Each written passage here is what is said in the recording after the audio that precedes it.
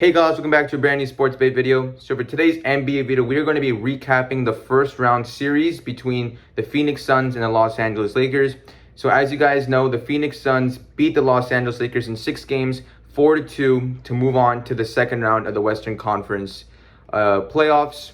Now, this is the first time LeBron James has lost in the first round in his career. 14-0 entering this season, now 14-1. And once again, he did not play that bad. 23 points, 8 assists, 7.2 rebounds. But like we said, Anthony Davis not healthy. Andre Drummond really didn't play that as well as people thought he would when he first got bought out to the Lakers. Kyle Kuzma needs to be off the team as quick as the Lakers can possibly get him off the team. So yeah, the Phoenix Suns, even with an injured Chris Paul for the first 2 games, they were still able to find a way to win this series.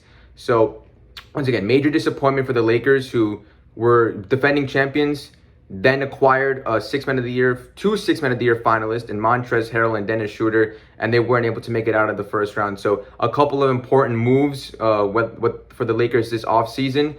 And the Suns, will they make the finals or not? I mean, they're still alive, so it's going to be interesting to see. But that's really all I have to say here. Dylan has a lot to say here. He was very excited for this video. So Dylan, take it away. Whatever you got to say about this series.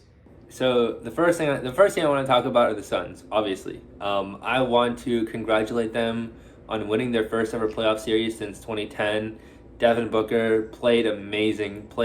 He shot the lights out of Staples Center. I mean, he was averaging crazy numbers. He scored 47 in the last game. He was hitting everything. Chris Paul, even though he's injured, and he's not scoring as much because of the injury, because his arm is a little off. But he was still playmaking, still contributing to the team. His plus-minus was great.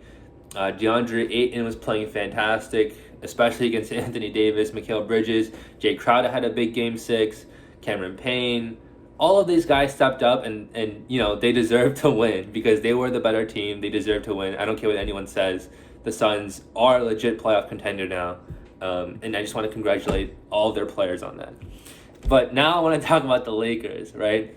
So they got some of the iffy stuff out of the way. The Lakers could not shoot.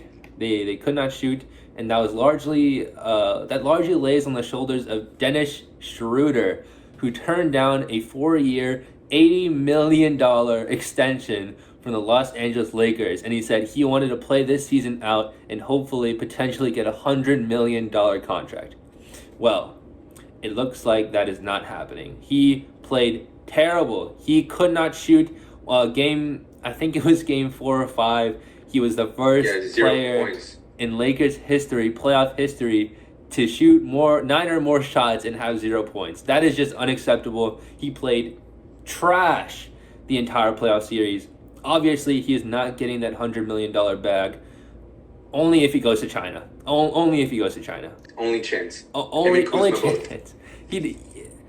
To bet on yourself that's kind of like a playoff P scenario. To bet on yourself that much and come up that short of expectation is just laughable. I mean, he just played terrible. Let me move on. Kyle Kuzma, again, terrible. Now he didn't say he didn't turn down an $80 million extension, but still terrible. Average 6 points per game. Shot 40% from 2, and he had a 29% field goal percentage. His defense was also lacking. He had tons of brain dead, boneheaded plays on both defense and offense, turnovers, committing fouls. He was just not consistent at all in the series. And let's go even more through it. Alex Caruso played well. You don't really expect him to do much. He was injured for one of the games. It's whatever. Marc Gasol, Townhorn, Tucker. I mean, listen, Lakers fans were hyping up this man so much, you would have thought he was the next Jason Tatum, all right? He is not. Let's calm down. Montrezl Harrell, Markieff Morris, you got to stop talking. You guys are trash. You are bench warmers. You just sit on the bench and you cheer, right? You're those kind of guys. You shouldn't be talking. You can't play. They don't play you because you're Montrezl Harrell. As exciting of a player as he is in the regular season, he is just unplayable in the playoffs. He cannot play the 5 in the playoffs. He cannot defend. He cannot rebound. He is just a center with a point guard's mentality, kind of like Kristaps Porzingis, but on the defensive side. And this is the guy who won the Sixth Man of the Year last season, and he's getting did not play in the playoffs. Yeah. So He, for all the hype that he gets in the regular season, especially playing for the Clippers, and he cannot play in the playoffs. I mean, every Lakers fan was chanting like, "Oh, we got a steal. We stole Montrezl Harrell from the Clippers." Nah, bro, they let you guys get him, all right? Because they did not want him. They saw something in him that, frankly, now you guys do too. Marc Gasol, Let's go to Andre Drummond. Andre Drummond, a key signing for the Lakers. Jeannie Buss compared signing him to Kareem Abdul-Jabbar when her father did. Obviously, not the case. Andre Drummond, completely unplayable with him and AD on the same floor. I mean, you saw in the playoffs continuously, him at the 5 and Davis at the 4 just did not mesh well together. They had no spacing. There's even a point in time where they went to Andre Drummond post-ups over Anthony Davis ISOs. He plays well as a secondary unit, leading the secondary unit as like kind of a veteran guy when, AD is off the court. He's okay at that. Nothing great, obviously. But obviously he should not be starting. I don't know what Frank Vogel was doing. Frank Vogel, let's talk about you. Experimenting with new lineups in the playoffs. When you've had 72 games to experiment, you choose to run a lineup which had never played any minutes together in the entire regular season, in the entire 72 games that you had them. You're like, let's just start them out there for a playoff game where you're facing elimination. Good job on you, Frank Vogel. Frank Vogel can't run plays.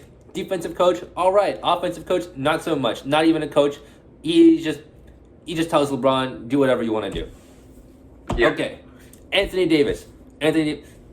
You're all right. All right. I expected you to have as dominant a playoff run as you had in the last season in the bubble. Obviously, that did not happen. Injury, schmissery, I don't care. All right. You had an injury. So what? You were after the game 5. Yes. Game 6. Yes. Obviously, I'm gonna excuse him for that because he was really injured out there. But early in the series, no excuses. He had one big game. He got outplayed by DeAndre Ayton in the first game. That's just unacceptable as a superstar. And I know, injuries, yes, they made him worse, right? Because if he was fully healthy, right, I mean, the Lakers would probably be advancing right now, and he would definitely be one or two best players on the court. But, the best ability is availability, especially when you're a superstar. You cannot be injury prone as a superstar. Even though he is one, exactly. Being injury prone is a big knock on his case for being one of the best players in the league. That's just facts.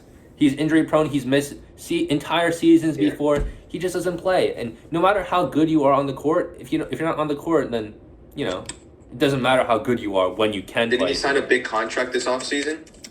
I think he did. He's staying with the Lakers for a long term. He signed a 5-year, $190 million contract. So the Lakers rolling the dice there with his injury history.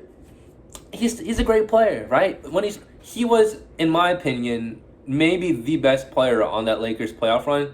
But and you have to take into account durability. Durability matters too. And let me finish with LeBron James, right? In elimination, 29 points, 9 rebounds, 7 assists. I think I might be switching 9 rebounds, 7 assists. Those sound like good numbers to you. And if you look on Twitter, if you look on social media, these LeBron fans will be saying. These LeBron stans, they'll be saying, "Oh, he had 29, 9, and 7. What else could you want him to do?" If you watch the game start to finish, like most fans do, you would see that he did not have a good game. He did not have a good series. 23 points, 8 assists, 7 rebounds. That's pedestrian for LeBron. By LeBron standards, that's pedestrian. That's even below pedestrian. That's way below average for him. I expected a lot more from him in that last game. Right? He was not playing well in the first half, right? And that was when they needed him the most, especially in the first quarter when the Phoenix Suns went up a ton and they never looked back, really. LeBron James was passive.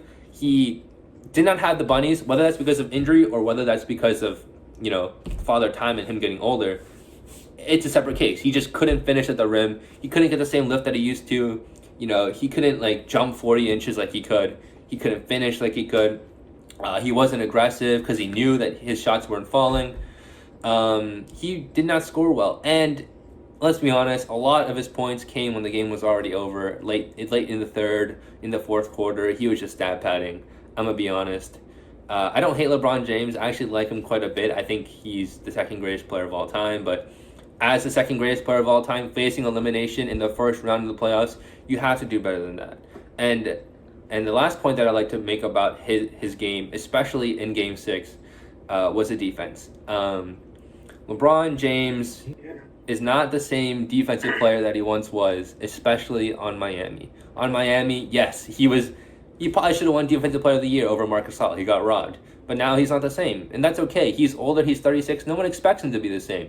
But at least look like you're putting some effort into it. Like, there's this play, down 11, with like 7 minutes left in the third quarter. The Lakers miss, right? And then the Suns get the ball. And then, wait, is it the other way around? No, the Suns get the ball and they dribble down. And LeBron is standing on the sideline, and he's leisurely walking up the court to the point that when the play is over and a shooting foul is called, he is only at the halfway line, right? That kind of defensive effort is just inexcusable. I'm not expecting him to be Defensive Player of the Year, right? I'm not expecting him to be this elite defender, but at least put some effort into it when your team is still, they're only 11 points behind in the third quarter. You're able to come back. Just don't give up there.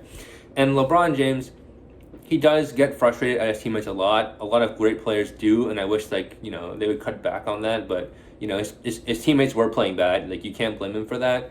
I kind of expected LeBron to go out there and put up like a Kawhi stat line in Game 7, like 45, 7, and 7. That's what I kind of want him to do.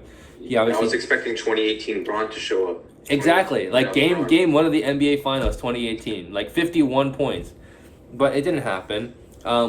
Yes, he was injured. Yes, I guess that gives him sort of a pass for it, but just the complete lack. I'll give him a pass for like the offense, right? Like, if you're injured, obviously you don't have the same lift that you do. Maybe you're not going to score as much, but the defensive effort, especially, is just inexcusable. He got mad at his teammates, which is understandable actually, because they played terrible. Schroeder, KCP had a bad series. I forgot to mention him. Get out of here. Anthony Davis was injured, but again, that's durability matters in a superstar, right? Like, you got to take that into account. Kyle Kuzma played bad. Andre Drummond can't play with Anthony Davis. Caruso's okay. Matthews okay. Marc Gasol didn't really play that well. Town Horton Tucker, overrated. Montrezl Harrell, Markieff Morris, you guys are trash. Stop talking. Yeah. That was my rant. All right, thank you guys for watching, and we'll see you next time. Peace.